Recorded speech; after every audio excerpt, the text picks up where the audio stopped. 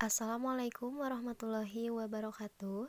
Saya Aprila Supriyani dengan nomor pokok mahasiswa 101201883 dari kelas C6 Manajemen Universitas Teknologi Digital. Di sini saya akan memaparkan hakikat kematian dan alam kubur. Video ini dibuat untuk memenuhi nilai evaluasi tengah semester pada mata kuliah Pendidikan Agama Islam semester 6. Jangan lupa disimak videonya. Berdasarkan pertimbangan nalar yang sehat dan diperkuat oleh kesaksian ayat-ayat Al-Quran dan hadis-hadis, arti kematian ialah perubahan keadaan saja. Sementara ruh itu tetap ada setelah terpisah dari jasad, dan ruh itu akan disiksa atau akan merasakan nikmat. Ruh ini akan mengalami perubahan keadaan dari dua segi. Yang pertama, ia akan terlepas dari matanya, telinganya, kemudian mulutnya, tangannya, kakinya, dan seluruh anggota tubuhnya. Ia akan terpisah dari istrinya, anak-anaknya, keluarganya, dan semua kenalannya. Dan ia juga akan terpisah dari kuda-kudanya, ternak-ternaknya, pembantu-pembantunya, rumah-rumahnya, tanah-tanah ladangnya, dan semua yang menjadi miliknya. Sama saja, apakah semua itu yang akan meninggalkan seseorang atau ia yang pergi meninggalkan semua itu? Sebab perpisahan berarti penderitaan. Perpisahan bisa terjadi karena harta benda direnggut orang lain atau ia sendiri yang direnggut dari harta dan hak miliknya. Keduanya sama-sama menimbulkan derita, jadi kematian bermakna pula terenggutnya seseorang dari harta kekayaannya yang secara mengejutkan memaksanya untuk berpindah ke alam lain yang tidak sama dengan alam dunia. Yang kedua, dengan kematian seseorang akan mengetahui dengan jelas apa yang tidak mungkin ia ketahui semasa hidupnya. Sama seperti seseorang yang terbangun akan mengetahui dengan jelas sesuatu yang tidak ia ketahui ketika ia masih sedang tidur. Pada hakikatnya, semua manusia itu dalam keadaan tidur, dan ketika sudah mati, mereka pasti akan terbangun. Pertama yang akan terlihat jelas olehnya adalah amal-amal kebajikan yang akan berguna baginya, dan sekaligus amal-amal jahat yang akan menimpakan mudarat padanya. Semua itu sudah tertulis pada sebuah buku yang terlipat dan tersembunyi di dalam hatinya. Akan tetapi, kesibukan-kesibukan duniawi sering mengganggunya untuk bisa membaca dan memperhatikan soal tersebut. Dan jika kesibukan-kesibukan tersebut sudah terhenti sama sekali, maka seluruh amal perbuatannya akan terlihat jelas di depan mata. Akibatnya, setiap melihat amal kejahatan, ia merasakan penyesalan yang sangat mendalam, yang membuatnya yakin akan masuk neraka. Ia ingin sekali selamat daripadanya, dan pada saat itulah dikatakan kepadanya firman Allah Subhanahu wa taala, A'udzubillahi minasyaitonirrajim. Bismillahirrahmanirrahim. Kafa binafsikal yauma 'alaika hasiba. Yang artinya, cukuplah dirimu sendiri pada waktu itu sebagai penghisab terhadapmu. Quran Surat Al-Isra ayat 14. Beberapa ayat Al-Quran dan hadis Nabi SAW menunjukkan bahwa kematian hanyalah kata lain dari lenyapnya ruh dan perasaan dari ruh itu. Misalnya ayat yang menyinggung orang-orang yang mati syahid. Allah Subhanahu wa taala berfirman, A'udzubillahi minasyaitonirrajim. Bismillahirrahmanirrahim. Wala tahsabannalladzina qutilu fi sabilillahi amwata bal ahya'un 'inda rabbihim yurzaquna farihin.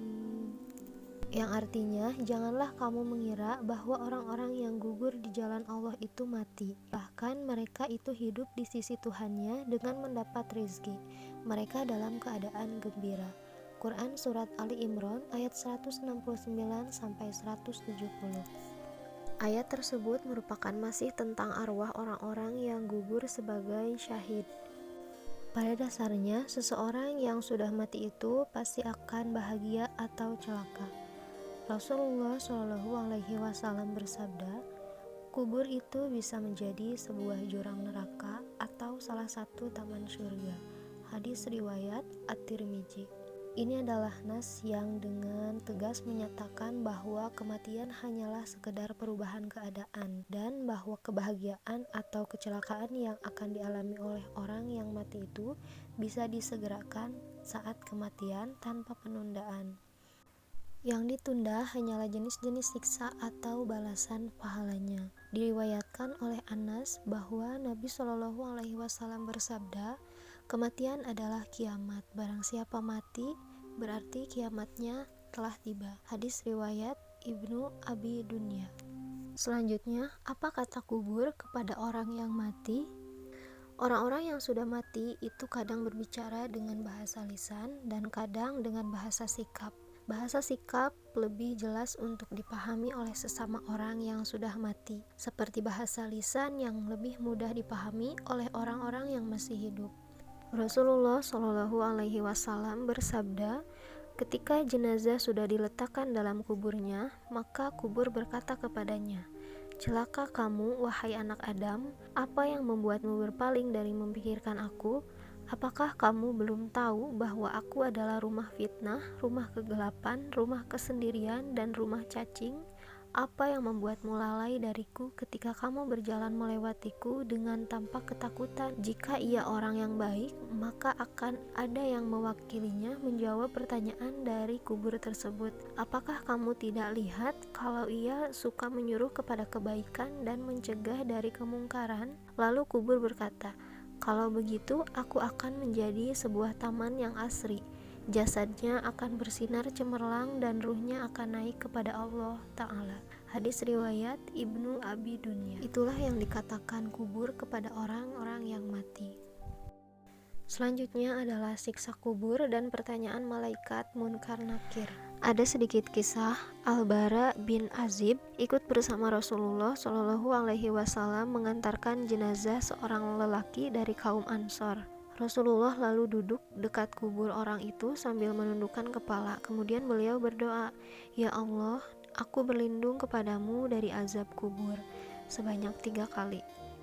Dan sesungguhnya si mukmin itu mendengar derap sendal orang-orang yang beranjak meninggalkan kuburan setelah menguburnya. Sampai ia ditanya oleh malaikat Munkar Nakir, hai, siapa Tuhanmu? Apa agamamu dan siapa nabimu? Maka ia menjawab, Tuhanku adalah Allah, agamaku Islam, dan nabiku Nabi Muhammad Shallallahu Alaihi Wasallam. Selanjutnya kedua malaikat itu membentaknya dengan sangat keras, dan itulah cobaan terakhir yang harus dialami oleh si mayit. Setelah menjawab seperti itu, ada malaikat yang menyeru, sesungguhnya kamu benar, dan itulah makna firman Allah Ta'ala, yang artinya Allah meneguhkan iman orang-orang yang beriman dengan ucapan yang teguh itu. Kemudian ia didatangi oleh makhluk yang menjelma dengan wajah sangat tampan, beraroma sangat harum, dan berpakaian sangat indah. Ia berkata, bergembiralah dengan rahmat Tuhanmu dan dengan surga-surga yang di dalamnya penuh dengan kenikmatan yang kekal abadi.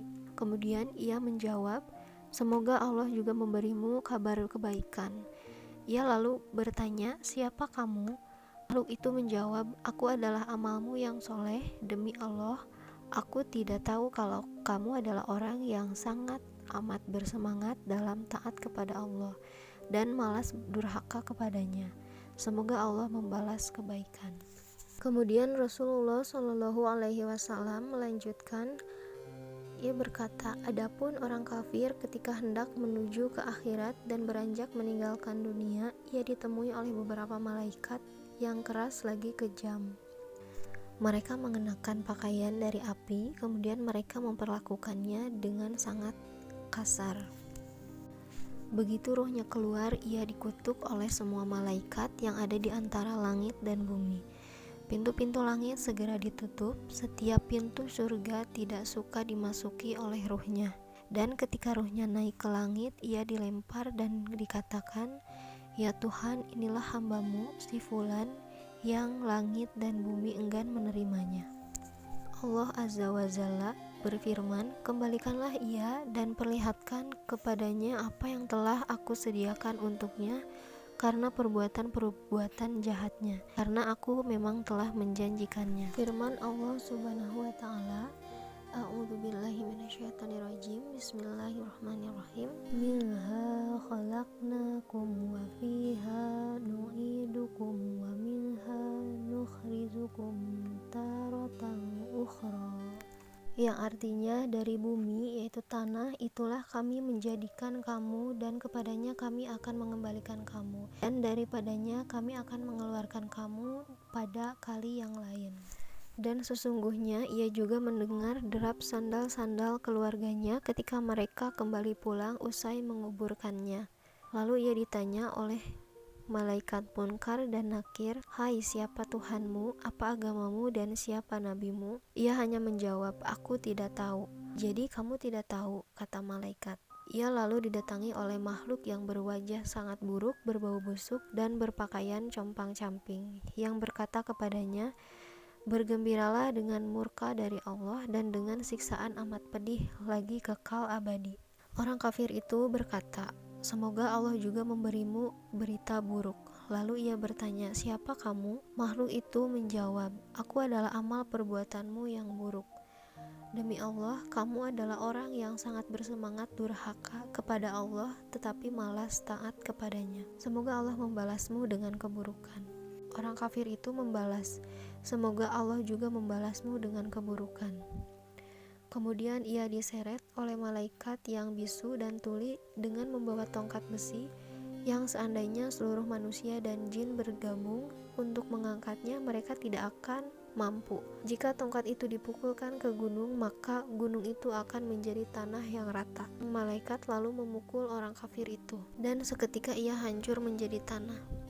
Selanjutnya, ruh orang kafir itu dikembalikan. Ia dipukul dengan satu pukulan pada dahinya dengan sangat keras sehingga suaranya terdengar oleh semua makhluk yang ada di muka bumi. Kemudian ada yang berseru, "Siapkan untuknya hamparan dari lempengan api neraka dan bukakan untuknya pintu yang menuju neraka."